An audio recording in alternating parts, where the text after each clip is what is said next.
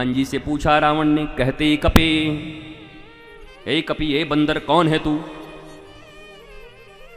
तो कहते हनुमान जी बड़ा चिंता में पड़ गए कि आज तक ये पूछने वाला कोई नहीं मिला, कौन है तू? अगर पूछ देता तेरा राम कौन है तो 9 दिन की कथा सुना देता, इसी बहाने लंका में हमारी धाक जम जाती और फिर अगली कथा कहीं और बुक हो जाती हिरण्यकश्यपु के पास। लेकिन ये पूछ रहे मैं कौन, who am I, I don't know who am I. Hanuman ji कह रहे मैं जानता ही नहीं, मैंने अपने बारे में कभी सोचा ही नहीं, विचार ही नहीं किया कि मैं कौन हूं। बस अब हनुमान जी थोड़े चक्कर में है, कथा है वैसे हनुमान जी क्या चक्कर में रहेंगे। ज्ञानी नाम अग्रगण्यम सकल गुण निधानम वानरा नाम अधीशम, परम ज्ञानी है वो, ज्ञानी नाम अग्रगण्यम, समस्त ज्ञानियों में अगर अग्रगण्य कोई है तो हनुमान जी महाराज। उनको काहे को चिंता हो, पर लीला चल रही है। अब लीला में हनुमान जी चक्कर में पड़े तो हनुमान जी के हाथों में जानकी जी के द्वारा दिया गया चूड़ामणि है। राम जी ने उनको दी थी रिंग, मुद्रिका। मुद्रिका पूछेंगे तो आधे लोग पूछेंगे, जवान लोग पूछेंगे, बच्चे लोग, मुद्रिका क्या होती है? रिंग, रिंग अंगूठी। तो रिंग दिया, उसके बदले में उन्होंने उनको चूड़ामणि दी।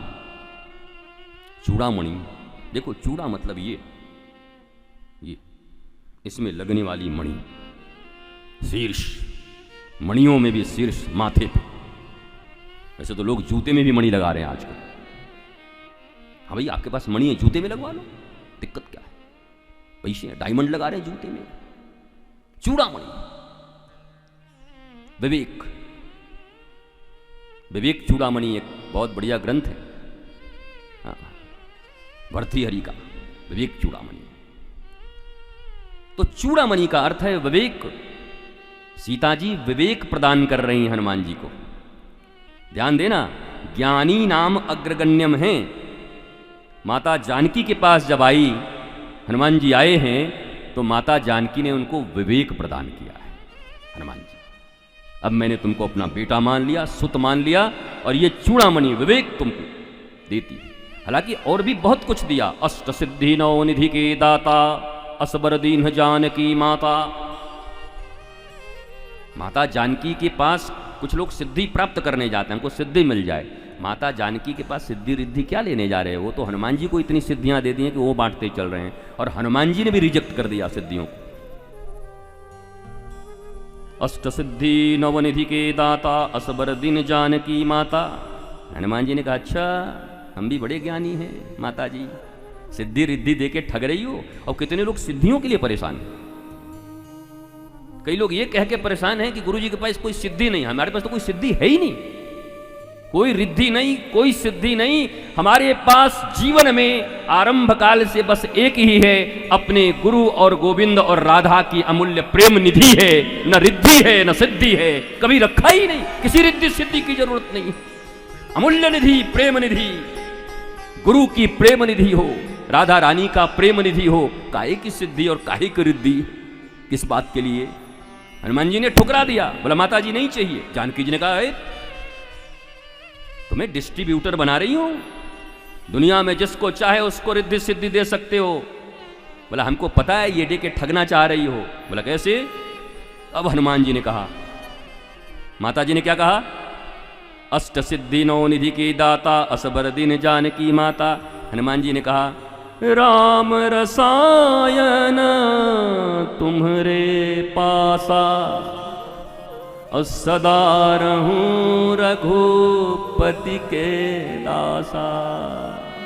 ओ माँ, खिलौने से बच्चे को दूर हटाना चाहती हो, मेरे प्रभु से मुझे दूर हटाना चाहती। अष्ट सिद्धि नौ निधि के दाता, इसके बाद भी तुम्हारे पास एक अमूल्य निधि है जानकी माँ, वो दे दो। बोला क्या? राम रसायन तुम्हारे पासा, सदा रहूं अपने प्रियतम रघुपति के दासा।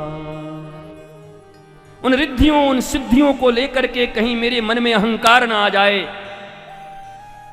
कहीं वो रिद्धियां और सिद्धियां मेनका और रंभा की तरह मुझे विचलित न कर दें मेरे प्रभु के पद से। इसलिए मुझे ये रिद्धि सिद्धि नहीं चाहिए। और ये कोई प्रपन्न ही कह सकता है, हनुमान जी जैसा प्रपन्न ही कह सकता है। हनुमान जी कहते हैं आपके पास जो सबसे अमूल्य निधि है मैं उसको जानता हूं। अच्छा, बोला बहुत अंदर की खबर रखता है? बोला हाँ रखता हूं। क्या है? राम रसायन तुम्हारे पासा। औषधि और रसायन में एक अंतर है। जब तुम रोगी हो जाते हो तब वैद्य तुम्हें औषधि दे करके तुम्हें शुद्ध करते हैं, तुम्हें आनंदित करते हैं, तुम्हें तुम्हारे शरीर के जितने भी रोग हैं उसको मिटाकर स्वस्थ कर देते हैं। पर जीवन में कभी तुम्हें कोई रोग हो ही नहीं, उसको रासायन कहते हैं। और राम नाम रासायन है, कभी जीवन में कोई भव रोग आएगा नहीं। बोला हमें औषधि नहीं चाहिए, हम रासायन वाले लोग हैं। एडवांस राम रसायन तुम्हारे पासा और सदा रहूं रघुपति के दासा। अपने इष्ट अपने गुरु के दास ही बन करके रहना, उनके बाप मत बनना। गुरु दास, इष्ट दास, प्रभु दास।